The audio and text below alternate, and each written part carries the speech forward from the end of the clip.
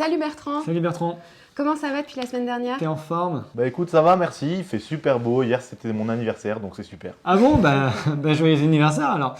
Est-ce que tu te souviens, la semaine dernière, on te disait que si tes clients avaient des préférences en matière de durabilité, tu dois leur proposer des produits financiers durables.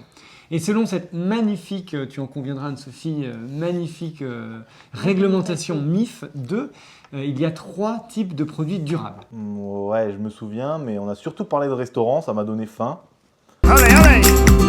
Au-delà de ça, je pense qu'il faudrait un petit rappel. Ok, donc on a, tu te souviens, les produits durables A, on les avait comparés à tous les restaurants qui proposent des menus bio. Bio, le moyen mémotechnique, c'est de penser à la nature, à l'environnement, donc à la taxonomie environnementale. Ouais, voilà. Et les produits durables B, on les comparait à tous les restaurants qui proposent des menus qui suivent certains régimes alimentaires. Les régimes alimentaires, souviens-toi, c'est la durabilité selon la réglementation SFDR. Régime alimentaire, SFDR. Ça rime. Et donc finalement, les produits durables C, on les avait comparés à tous les restaurants qui proposent des menus avec certaines épices. Donc les épices, c'est les principales incidences négatives sur les facteurs de durabilité. Ah, ça me revient. Produit A, bio, taxonomie environnementale. B, régime alimentaire SFDR. Et C, épices, principales incidences. Ah, je l'ai plus. Négatives.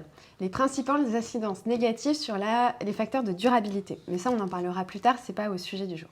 Ouf, je vous avoue que ça me donne pas trop envie de savoir ce que ça signifie vraiment ce truc. T'as tort, tu verras, c'est passionnant. Bon, dans cet épisode, on va se concentrer sur les restaurants bio, c'est-à-dire les produits financiers durables de la catégorie A. C'est-à-dire aussi les produits financiers qui sont investis dans des investissements durables sur le plan environnemental au sens de la réglementation taxonomie. Donc, tu sais que pour qu'un aliment soit bio, il doit suivre un cahier des charges extrêmement précis. Il y a des règles qui font qu'un produit peut être considéré comme bio ou non. Ah, ça va. Avec ma femme, on n'achète que du bio. D'ailleurs, tous les dimanches matins, je vais au marché m'acheter mes petits légumes bio. C'est mon petit plaisir de la vie. Tant mieux pour toi, c'est très bien. Donc pour qu'un investissement soit durable au sens de la taxonomie, quand je parle d'investissement, je fais vraiment référence aux investissements qui composent ton produit d'investissement, les investissements qui sont dans ton fonds. Pour qu'un investissement soit durable au sens de la taxonomie, l'investissement doit respecter des règles très précises. Et toutes ces règles sont listées dans un cahier des charges, comme le bio, que l'on appelle la taxonomie. On peut comparer ce cahier des charges ou cette taxonomie à un énorme dictionnaire. Exactement. Donc, en fait, c'est presque très simple. Quand tu veux savoir si un investissement est durable ou non, tu prends ce dictionnaire et tu regardes si l'activité économique de cet investissement est dans le dictionnaire, la taxonomie. Ouais, c'est très simple, mais moi personnellement, j'ai pas ce dictionnaire sur ma table de chevet, donc je pense qu'il vaudrait mieux un exemple. Ok. Prenons un investissement dans une entreprise qui fait du chlore, par exemple qui produit du chlore. Donc je regarde dans le dictionnaire, la taxonomie. Je vois que l'activité économique fabrication de chlore est bien dans le dictionnaire, donc potentiellement c'est un investissement durable. Je refais un deuxième exemple pour que tu comprennes bien Bertrand. Un investissement dans une société qui fait des automobiles. Je regarde dans le dictionnaire, la taxonomie environnementale. Je vois l'activité économique qui dit transport par voiture particulière. Donc potentiellement, ça peut être un investissement durable. Et comme je suis un mec sympa, Bertrand, je te fais même un troisième exemple. Un investissement dans une usine de table. Je regarde dans le dictionnaire, la taxonomie environnementale, je l'ouvre, je ne vois rien. Je ne vois rien qui se rapproche à la fabrication de tables, donc non, ça ne peut pas être un investissement durable parce que ce n'est pas dans le dictionnaire. Est-ce que c'est plus clair ? Alors, faudrait m'expliquer en quoi le chlore c'est durable alors que la fabrication de table c'est pas durable. À moins que vous allez me dire que le chlore peut nettoyer l'atmosphère. Je comprends pas bien la logique. Pour qu'un investissement puisse être durable au sens de la taxonomie environnementale, il faut que son activité économique permette un certain nombre de choses. 6 au total. Exactement. La première chose, c'est atténuer le changement climatique. La deuxième chose, c'est s'adapter au changement climatique. La troisième chose, c'est protéger et utiliser durablement les ressources marines et hydriques de manière générale. La quatrième chose, c'est de permettre de transiter vers une économie circulaire. La cinquième chose, c'est de prévenir et de contrôler la pollution. Et enfin, la sixième chose, c'est protéger et restaurer la biodiversité. Voilà, donc si une société a cette activité économique ou a ce business model, eh bien, elle peut être durable au sens de la taxonomie. Donc, autrement dit, grosso modo, il faut que l'activité soit elle évite d'accentuer le réchauffement climatique, donc ça par exemple c'est les éoliennes qui permettent ça, ou alors elles permettent de se préparer au changement climatique, donc par exemple une société qui isole les bâtiments, ou alors il faut que l'activité elle permette de mieux utiliser l'eau. Par exemple, ça peut être une société qui fait des robinets pour les particuliers, par exemple à basse consommation. Il faut que l'activité économique, elle soit dans le business de l'économie circulaire. Donc par exemple, si tu investis dans une société qui répare des machines à laver, c'est considéré dans le business de l'économie circulaire. La cinquième, c'est qu'il faut que l'activité économique, elle diminue la pollution. Donc par exemple, un pot d'échappement, une société qui crée des pots d'échappement, qui capte les particules fines, ou alors une activité qui fait du recyclage, eh bien ça, ça diminue la pollution. Et ensuite, il faut que l'activité économique puisse protéger la biodiversité. Et là, on peut penser à une société qui a comme business model de développer des espaces verts en ville, par exemple. Ok, donc la production de tables n'est pas durable, mais la production de voitures l'est. J'ai loupé un truc, je crois. Alors, bonne question. On m'a pas dit que la production de voitures était durable. Attention. Attention Bertrand, il faut vraiment écouter ce qu'on dit. On a un tout petit peu joué sur les mots. On a dit, je vois l'activité économique transport par voiture particulière dans la taxonomie. Donc potentiellement, une activité qui se rattache à ce chapitre peut potentiellement être un investissement durable. Donc une fois que c'est dans la taxonomie, il faut vérifier que l'activité économique en question remplit bien le cahier des charges de la taxonomie, comme pour le bio. Donc si on reprend l'exemple des voitures, la taxonomie indique que pour que cette activité soit durable, il faut que les émissions de CO2 par kilomètre soient inférieures à 50 grammes. Et là, dans ce cas-là, elle sera considérée comme durable. Si on prend le chlore, par exemple, là aussi, tu as un cahier des charges bien précis. L'activité de production de chlore va être considérée comme durable si la consommation d'électricité par électrolyse et le traitement du chlore est égale ou inférieure à 2,45 MWh par tonne de chlore. Elle touche, hein. Voilà, c'est vraiment technique.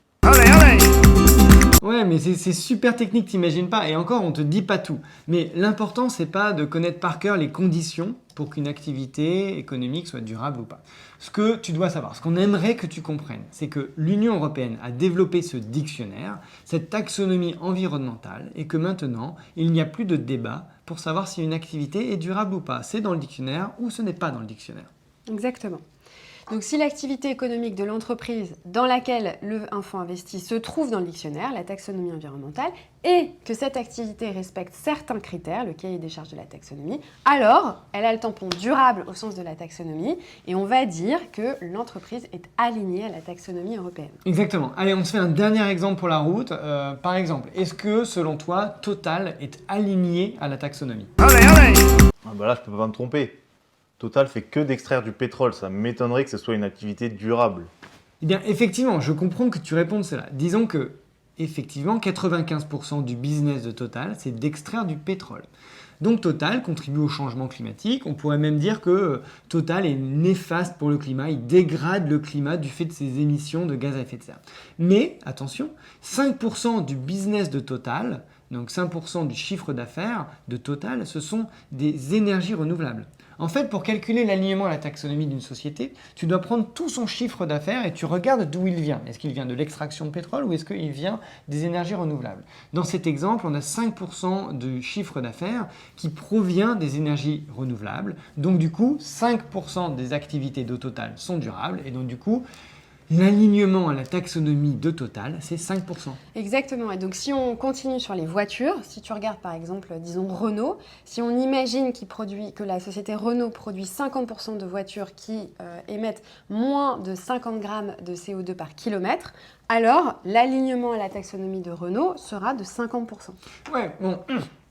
Tu pourrais aller te renseigner sur ce que c'est que la taxonomie plus en détail si tu veux. D'ailleurs, on a fait plusieurs vidéos sur ce thème si tu veux creuser et aller plus loin. Oui, et soit dit en passant, la taxonomie, il faut bien savoir que c'est un énorme travail. Et c'est pour ça que l'Union européenne le sort par morceaux au fur et à mesure depuis 2020. Et d'ailleurs, c'est toujours en cours de rédaction. Ok, c'est beaucoup plus clair. Donc j'ai compris ce qu'était la taxonomie, j'ai compris ce qu'était une activité durable au sens de la taxonomie. Donc toutes les activités qui touche à l'adaptation au changement climatique, à son atténuation, ou tout ce qui touche aux déchets ou à la biodiversité. Mais là, j'ai un peu perdu le fil. C'est quoi le lien avec toutes ces infos, avec MIF 2 et avec mon métier de CGP? Ouais, d'accord, je comprends, on a fait une très grande digression pour expliquer ce que c'est que la taxonomie, mais en fait, MIF 2 t'oblige à demander à tes clients, si comme toi j'ai l'impression, ils sont sensibles aux produits financiers qui sont investis dans des investissements durables, au sens de la taxonomie environnementale. Donc, ça veut dire que tu dois leur demander, par exemple, voulez-vous investir dans un produit financier qui permette de limiter le changement climatique, ou bien qui permette de restaurer la biodiversité, ou bien encore qui permette de protéger les ressources marines, etc., ou pas? Mais attendez, si je leur pose cette question, ils vont forcément répondre oui. Bah ouais, peut-être. Et s'ils répondent oui, je fais quoi? Bah t'es mal en fait, hein. Tu dois leur proposer un produit financier qui investit dans des activités durables au sens de la taxonomie. Est-ce que tu as une idée de l'alignement à la taxonomie du CAC 40? Est-ce que par exemple tu pourrais proposer à tes clients le CAC 40? Si jamais tu leur proposes un produit qui réplique le CAC 40, sais-tu quel sera le pourcentage d'activité durable de ce produit? Je sais pas, je dirais 25% au pif. Perdu, Bertrand? Non, moins de 2%. Si tu oui. prends l'ensemble du chiffre d'affaires généré par le CAC 40, il y a moins de 2% de ce chiffre d'affaires qui est généré par des activités durables au sens de la taxonomie. Oui, on peut dire que du coup, moins de 2% du chiffre d'affaires généré par le CAC 40 est aligné à la taxonomie et donc est généré par des activités économiques durables. Exactement. Du coup, là, tu comprends bien qu'aujourd'hui, c'est encore assez difficile de trouver des produits financiers qui ont un alignement à la taxonomie important. Mais la bonne nouvelle, c'est que ça se développe. Donc, tu as par exemple beaucoup de fonds qui investissent dans les énergies renouvelables qui, eux, vont avoir un alignement à la taxonomie très important. Bon, le problème, c'est que tu ne peux pas conseiller à ton client de n'investir que dans des énergies renouvelables. Oui, et à partir de fin 2022, les fonds qui se commercialiseront comme durables sur le plan environnemental, je ne sais pas si tu as entendu parler des fonds article 8, article 9, etc., mais en tout cas, c'est ces fonds-là, ils seront obligés de rendre public leur alignement à la taxonomie. Donc, c'est comme ça que toi, tu vas savoir, tu pourras voir si le fonds investit dans des activités durables ou pas. Et donc, si jamais tu ne vois pas le chiffre dans le fact sheet du fonds, si tu ne vois pas le chiffre de la taxonomie, bah, c'est que c'est zéro. Les fonds qui ont un alignement important à la taxonomie ou qui est significatif, c'est-à-dire les fonds qui investissent dans des activités durables, Au sens de la taxonomie au européenne. sens de la taxonomie européenne, c'est-à-dire le produit A, eh bien ils le mettent vraiment en avant et ils vont mettre le chiffre « nous sommes alignés à hauteur de 15, 20, 30, 40%. » Et un alignement qui commence à devenir intéressant, c'est autour de 20%, je dirais. Ok, je comprends beaucoup mieux. Bon, alors on a encore une petite technicité à voir et on en a fini pour aujourd'hui. Tiens le coup, Bertrand, on y est presque. Donc, la réglementation MIF 2 te demande non seulement de savoir si ton client veut un produit qui a un objectif environnemental, donc un produit A, mais aussi dans quelle proportion au sein de son patrimoine. Oui, alors là, il faudra le guider. Car si lui, il te dit que 100% de ses investissements doivent être investis dans des produits durables, sois conscient du fait qu'il y a un nombre de secteurs qui est limité, comme Anne-Sophie venait juste de le dire, qui sont vraiment alignés à la taxonomie.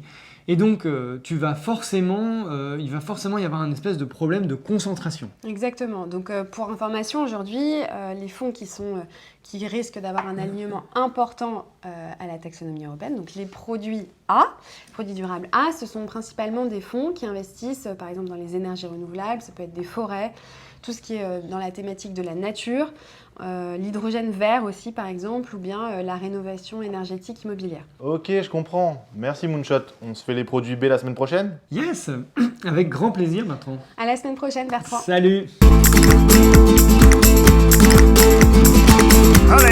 C'était le 3e épisode de la série Vie ma vie de CGP Grim.